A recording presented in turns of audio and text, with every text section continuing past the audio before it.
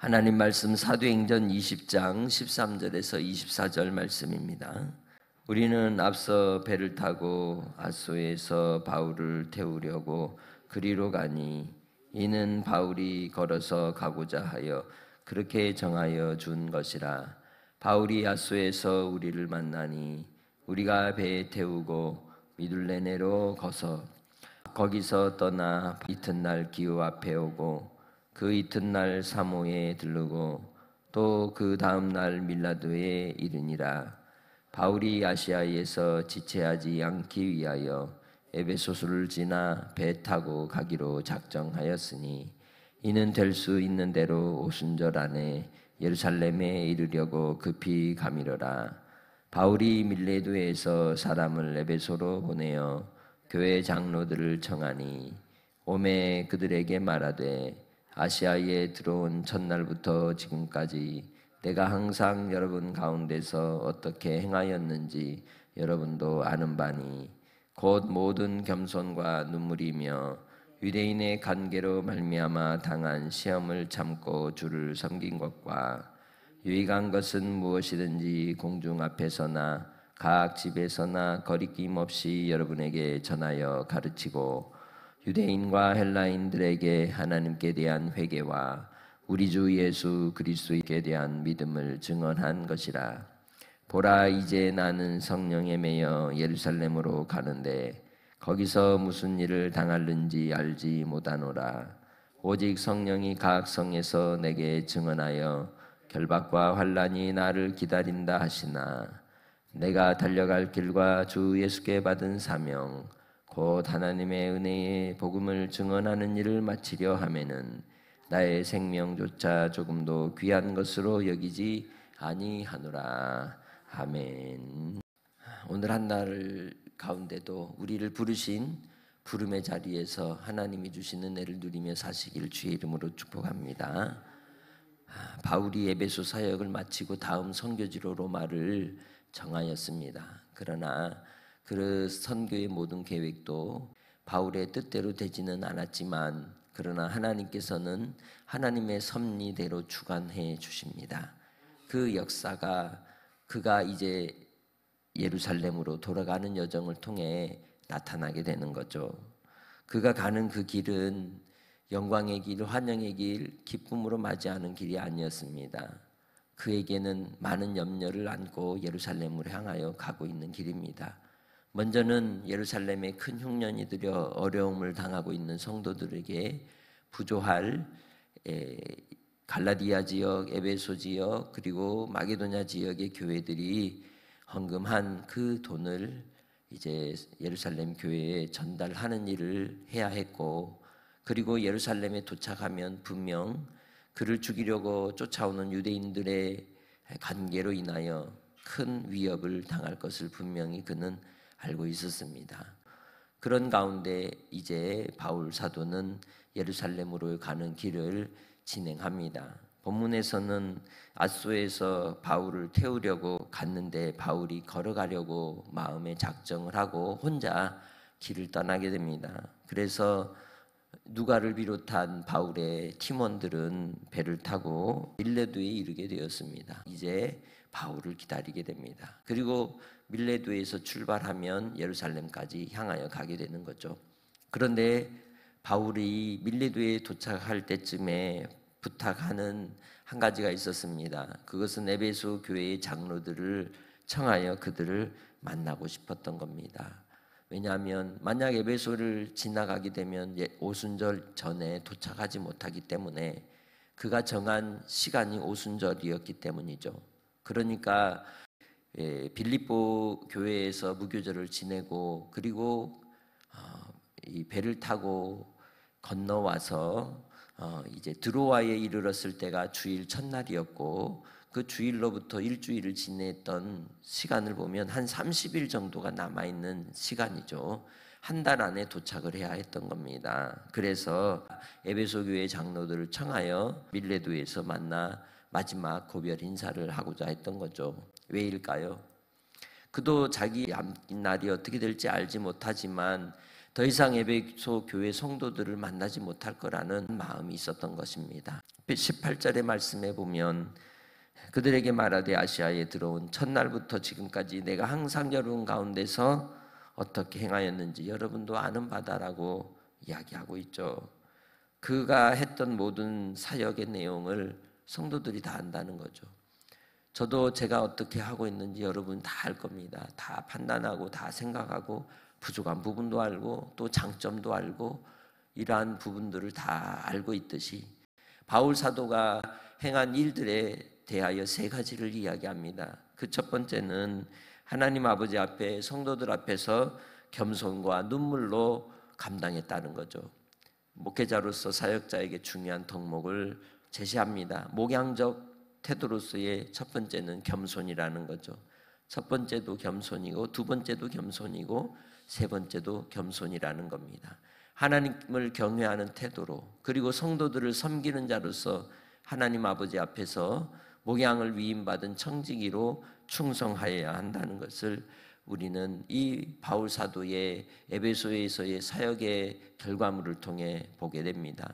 그리고 또한 눈물로써 성도들을 위해 기도하는 기도의 종이었음을 이야기하고 있는 것이죠.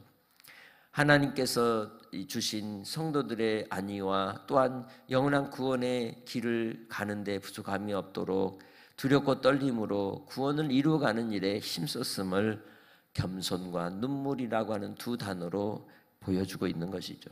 그리고 그에게는 끊임없는 유대인들의 관계로 인하여 고통을 당하였습니다. 박해를 당하였습니다. 회방을 당하였습니다. 그러나 그 일에 대하여 끝까지 참으며 오직 주님만을 섬겼다고 이야기를 하고 있죠. 결국 목양의 핵심은 하나님을 섬기는 것입니다. 우리 신앙생활의 핵심도 하나님을 섬기는 것입니다. 그래서 누구나 다 하나님 아버지 앞에 겸손과 눈물로 기도하며 참고 인내하여 구원을 이루어가는 삶의 길을 가는 것이 신앙이라는 겁니다.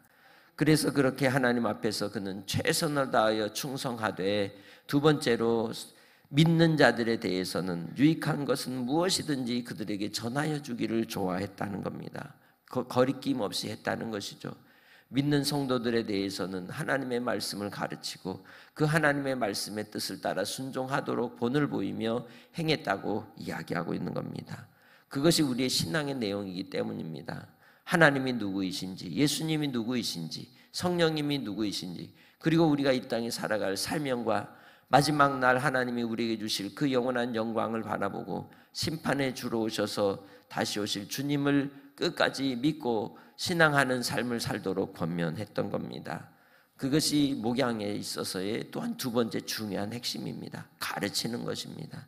세 번째로 믿지 않는 자들에 대한 태도를 소개하고 있습니다. 유대인이나 헬라인들에게 하나님께 대한 회개와 우리 주 예수 그리스도에 대한 믿음을 증언했다고 얘기합니다.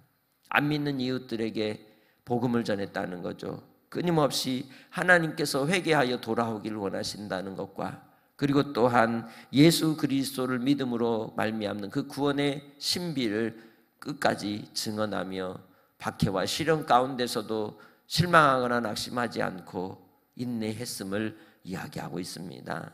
우리는 우리의 삶의 자리에서 우리도 믿음의 권속들에게 말씀 안에 견고하게 서기를 권면하고 믿지 않는 자들에게는 회개와 믿음을 권고할 수 있는 복음 전하는 전도자들이 다 되시길 주의 이름으로 축복합니다.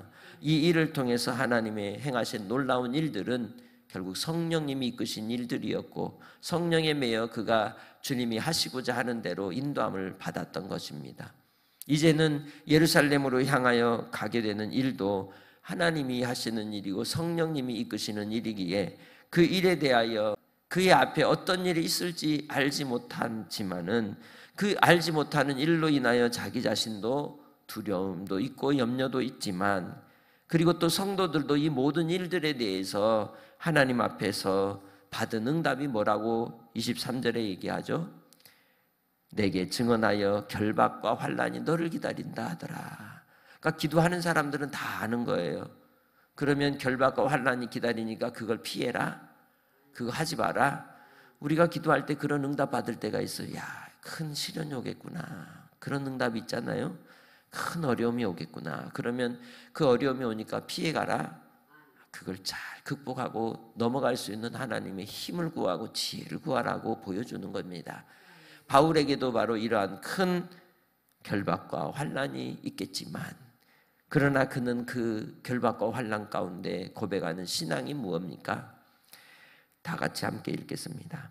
내가 달려갈 길과 주 예수께 받은 사명 곧 하나님의 은혜의 복음을 증언하는 일을 마치려 하면은, 이게 핵심이라는 거예요. 자기는 환난이 오고 결박이 오고 시련이 와도 자기에게 주어진 그 사명의 길을 가겠다는 거죠. 그 뒤에 시작. 나의 생명조차 조금도 귀한 것으로 여기지 아니하노라. 아멘. 주님 앞에서 우리가 부르심의 사명을 감당할 때에 환난이 오고 시련이 온다 할지라도 우리는 그 길을 가야 하는 겁니다. 더군다나 믿음의 지도자들에게는, 종들은 더욱더 목숨을 다하여 감당해야 될 일인 것이죠. 6.25 때 공산당의 총불이 앞에서도 믿음을 지키기 위해 주님 앞에 엎드렸던 많은 순교자들을 생각해 보십시오. 그들의 생명이 어찌 귀하지 않겠습니까? 그러나 주님이 부르신 그 부름의 길이 더욱 귀하기에 그 사명을 위하여 자기의 목숨을 던져서 하나님 앞에 영광 돌렸던 우리 믿음의 선배들을 생각하며 오늘도 주님 안에서 겸손과 눈물로 하나님 앞에 나아가고, 또한 인내로서 주를 섬기며 믿는 자들에게는 복음으로 우리에게 주신 그 영원한 생명의 비밀들을 가르치고 권면하고, 신앙 안에 있기를 또한 도전하고, 믿지 않는 자들에 대해서는 회개와 구원받는 믿음을 전할 수 있는 사명으로 충성하는 한 날이 되시길 주의 이름으로 축복합니다. 왜냐하면 그런 자들에게 마지막 상이 있기 때문입니다. 그런 자들에게 하나님의 주실 하나님의 영광이 있기 때문입니다. 그래서 우리는 이 땅에서 고난이 있고 시련이 있지만 장차 나타날 영광과 좋게 비교할 수 없기 때문에 그 길을 가는 겁니다. 그렇게 우리가 주님 앞에 기도하는 겁니다. 그래서 주님 앞에 신앙하며 끝까지 달려가는 것입니다. 천국을 바라보고 그 소망 가운데 오늘도 우리의 신앙생활 가운데 즐거워하며 살아가는 한 날 되시기를 주님의 이름으로 축복합니다. 하나님 아버지 감사합니다. 영광 받으시옵소서. 연약한 육신을 강건하게 하시고 성령으로 기름 부어 주셔서 아버지 하나님 깨끗게 하여 주시고 온전케 하여 주시옵소서. 주님의 부르심의 상을 감당해 부족함이 없도록 능력으로 주님께서 채워주시고, 아버지 하나님 이 땅의 인생의 곤감과 고난 속에서도 피할 길을 찾기보다는 주님의 은혜로 말미암아 극복해 나아가며 뛰어넘어갈 수 있는 힘을 주시고, 우리의 신앙의 간증거리 삼아주시고 구원의 징표가 되도록 역사하여 주시옵소서. 아버지 하나님, 태풍으로 어려움을 당하는 이들이 있을지 모르는 시간들입니다. 그러나 아버지 하나님께서 은혜의 장중에 주의 백성들을 품어주시고 안아주시고 아버지 하나님 이 위기를 넘어갈 수 있도록 역사하여 주시옵소서. 주님 안에서 오늘 한 날도 하나님이 주신 그 기쁨과 평강을 잃지 않고 주님을 신뢰하며 기도하는 자들에게 주신 하늘의 응답과 역사로 오늘도 함께 해주실 줄 믿사옵고 감사하며 예수님의 이름으로 기도합니다. 아멘.